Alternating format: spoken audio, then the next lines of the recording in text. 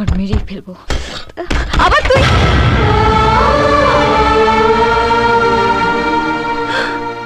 এসো বাবা, এসো এসো এসো। আসলে ও ভেবেছিল শঙ্কর। তুমি ওকে ছেড়ে দেবার পর থেকে সবাই মেয়েটাকে এত বিরক্ত করছে। আমি ওর হয়ে তোমার কাছে ক্ষমা চেয়ে নিচ্ছি বাবা। ক্ষমা তো আমি আপনাদের কাছে চাইতে এসেছি।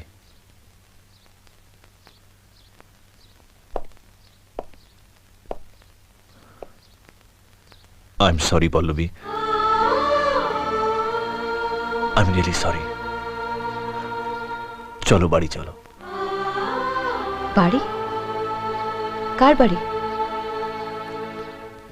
তোমার বাড়ি, যেই বাড়িটাকে তুমি নিজের মতন করে সাজিয়েছিলে। আজও সবকিছু ঠিক সেরকমই আছে পল্লবী।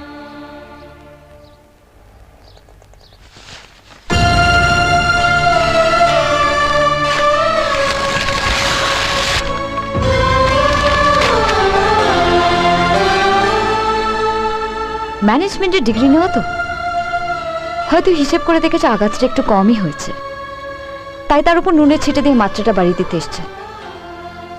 পল্লবী,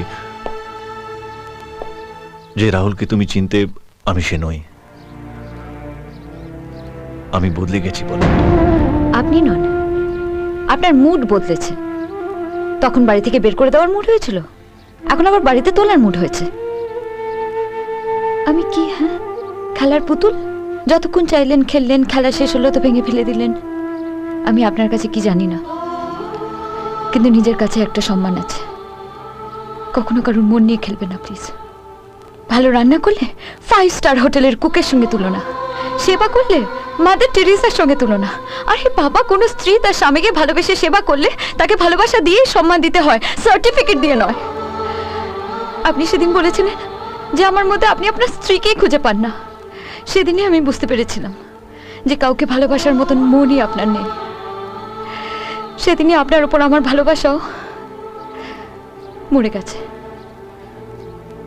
পল্লবী, ভদ্রলোকের ঘরে এসেছেন, চা খেয়ে যাবেন, কিন্তু আমাকে নিয়ে যাওয়ার কথা উচ্চারণও করবেন না।